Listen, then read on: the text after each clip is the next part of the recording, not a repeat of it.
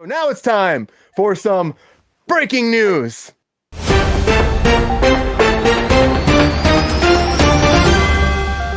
All right, everybody, here we go. Here's time for some breaking news tonight. And the very first thing I want to get into is Night Court is renewed for season 2.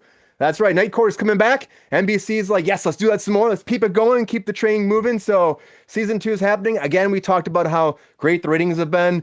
So of course, this is just a natural thing to happen. Early renewal. The cast and crew are probably going crazy about it, but you're getting more Night Court. So season 1 is not it. And with that, with them saying yes, well, we also have a no, as always, as the show Never Let Go has been canceled. Now, the thing is, I never even heard of this, but Never Let Go was a show that they were going to move forward with FX, and it didn't get that far. It's about a religious teenage clone who escapes from the boarding school where her fellow clones are kept hidden away from society. So I guess this was something they were developing. Didn't get too far. They decided to, just cancel this and let it go. So they said no. And as they said no, of course, we have a yes. So they said no. And the show, So Help Me Todd, said yes. So Help Me Todd is coming back for a second season.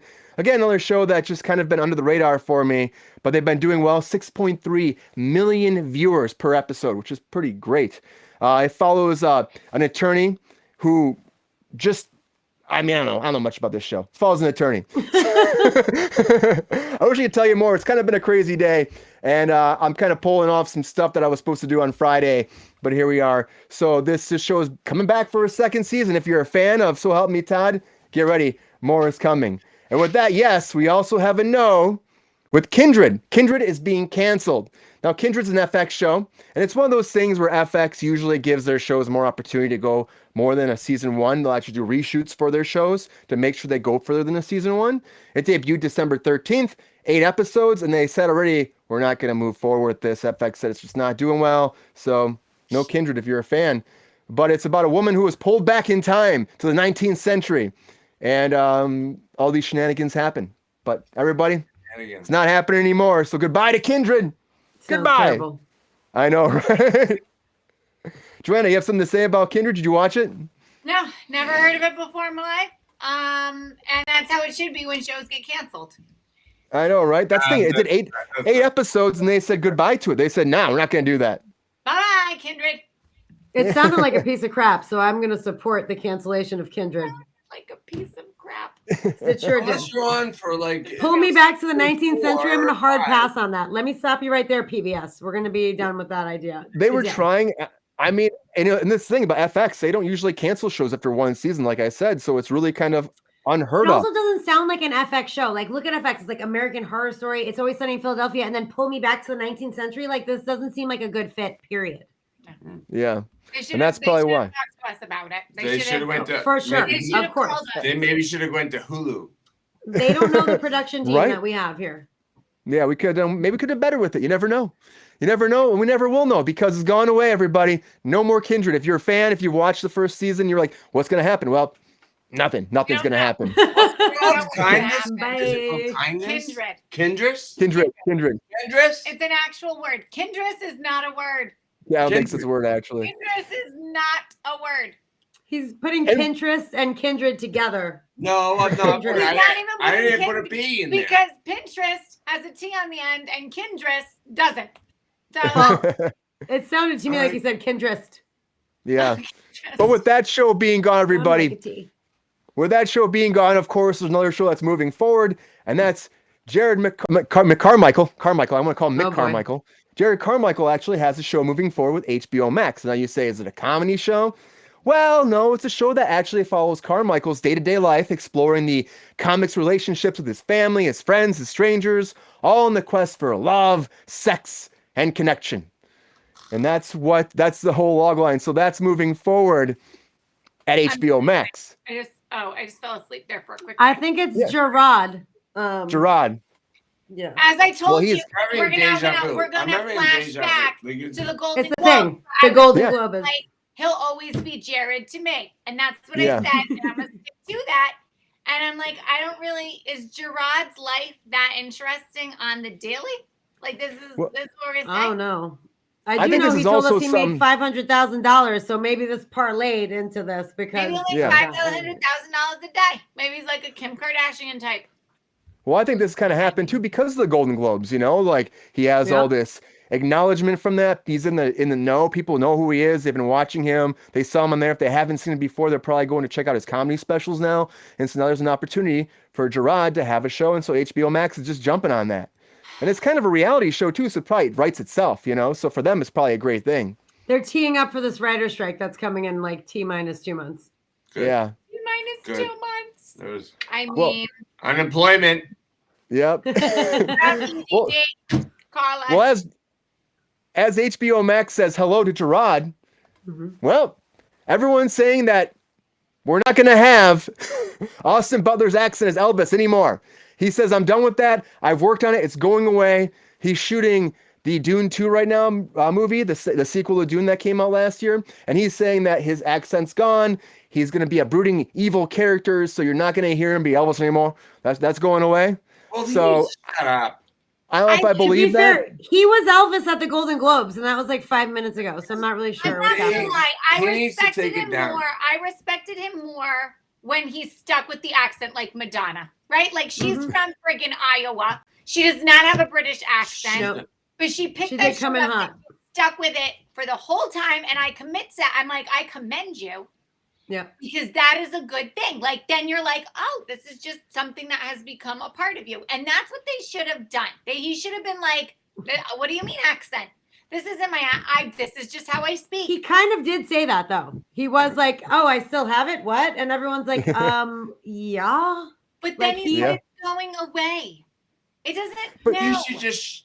No. To be fair, I think he kind of always is sounding like Elvis a little bit. When I've heard him before when he was younger, it's not that much different. It's just heavier, I think, for the movie. It's just heavier. But he's saying it's going away. He said that they're not going to do that anymore. He's realized people are saying this, and he said his new character is much more in depth, much more intense, whole different voice. Comes out November 3rd, Dune Part 2. So we're going to only have to wait to find out. But did it go? But here's the real question. Did it go away for the movie, or were people after this Elvis movie came out and after he was still speaking like, oh, you sound like Elvis still? And he was like, oh, crap. So is it going to be in Dune 2? That's the question. Does that stay, the accent? Will it be there? I mean, we don't know. He claims it's gone. That's what he was saying in interviews. He claims it's gone. He also claims he didn't know he had it. So I don't really know how I wouldn't be claiming anything. I was just going on with my life. Don't claim anything. Don't about your accent. Just your dependence. Go on with your life. Just your dependence. Right? Keep going. Just keep going. Just stop talking. Preach. Just act and do what you're doing. Just do shut your up. Thing. You're on a roll. Let that roll go. Roll. Let it go. You're rolling down the river. Stupid. Well, as he says goodbye, he says goodbye to that accent. They're saying hello. Netflix is saying hello to a season 2 of that 90s show. That 90s show is moving forward for a season 2. It's happening, everybody. They've greenlit it. I guess it's doing very well over there at Netflix. So they're like, hey, let's bring Red back. Let's make this happen. Let's keep the show moving, which I don't know. I haven't had a chance to really watch much of it. The little bit I saw, I'm not too excited about it. So I don't know. 912, the 912. You don't even know. You don't even know the zip code. You should probably have that 90s show. Oh, but with that 90s show also going away, we also have another thing. It's not 90s show staying, I should say. That 90s show staying. Well, something that someone says no about is Seth Rogen. Seth Rogen is saying no to the Marvel movies. He's saying that they're just not for him. He's saying, I think that Kevin Feige's a brilliant guy, and I think there's a lot of filmmakers he's hired to make movies are great filmmakers, but this is for kids. It's not for me. And it's just not for me. I just won't watch these movies. I don't like them. That's not me. So I thought that was kind of interesting to say. Like, everyone loves the Marvel movies, but he's like, nah. So I don't think you're going to see Seth Rogen in a Marvel movie anytime soon. That's all I'm saying. Were they knocking his door down to be in the Marvel movies? No, but he did DC movie before. He was the Green Hornet before, and that didn't do too well. It did not do well. Let's talk about that.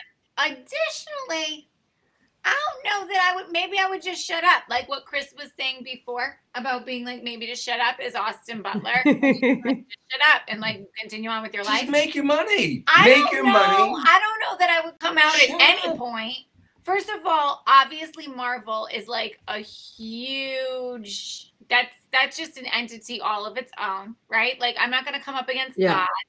So I'm not going to come up against Marvel. I'm just going to let that huge pie in the sky continue along and do what it's going to do. And if they want to cut me any piece of that pie, I'm going to be like, yeah, I'll come back. Yeah, let's do it. So I think Seth Rogen should maybe make a joke instead and make the money and just keep Marvel moving.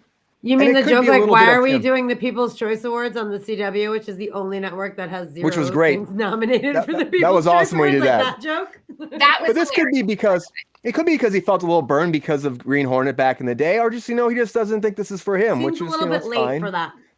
It's not for everybody. Like Lexi said, it's not for her. So maybe it's not for everybody, It's just like some people don't like the Marvel universe. Some people do. It's the same thing with the DC stuff. People are like, it's too dark, and some people love that darkness, So it just seems weird like that you would choose to say that in a statement. Like who gives a fuck what your opinion is? Seth Rogen, that's what I'm saying. Like well, he says no to this though. Harrison Ford is saying yes to a 1923. They're doing a second season. Apparently, they're moving forward with this. Him and Helen Mirren are both coming back. It's going to be on Paramount Plus as well. Of course, the initial season or the first episodes have done like 7.4 million views per episode. It was the year he was born, so it works out. Rude. So it's doing really well. So like, let's just keep it going. Let's keep this train moving. And as they say yes to that, the DGA is saying, no, we're not going to be the first people to move forward with negotiations. They're saying no. They don't know. Like the producers aren't budging for this. They don't think that it's going to work out the way that they want it to work out. So they're saying, no, we're not going to be the first people to move forward. They have a lot they have to bring to the table to us to make us happy, which again leads towards the potential strike. So the DGA is saying, no, we're not starting this. They're starting it, and we'll see where it goes from there.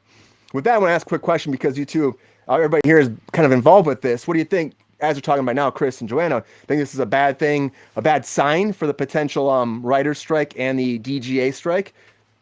I think it lines up with the fact that they definitely think the writers are going to strike.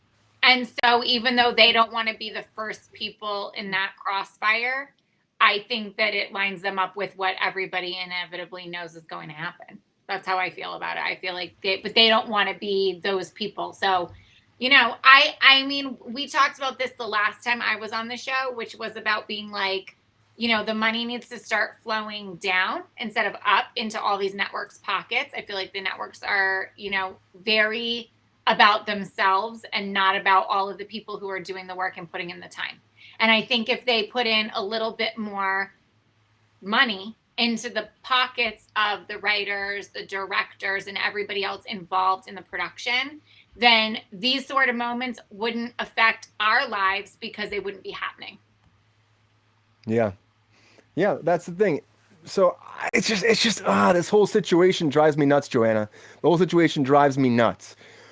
Sabrina, what do you think? What do you think about this? Do you think that this is a bad sign? I mean, I wholeheartedly believe, as I've said many times, that there will be a strike, period. Like they have the DGA that will get behind him. SAG-AFTRA, which is a bunch of pussies, might also pony up and get behind them. And we all know that the writers are the most willing to strike out of every single union in Hollywood. So I feel that there is a 2% chance that there won't be a strike, come April. So I think that that's where we're headed. This is more proof of that, in my opinion. Yeah. Well, only time will tell. As the DGA says no to this, so they're not going to be the first people moving forward with the negotiations. Well, because they want to jump on the writers' bandwagon.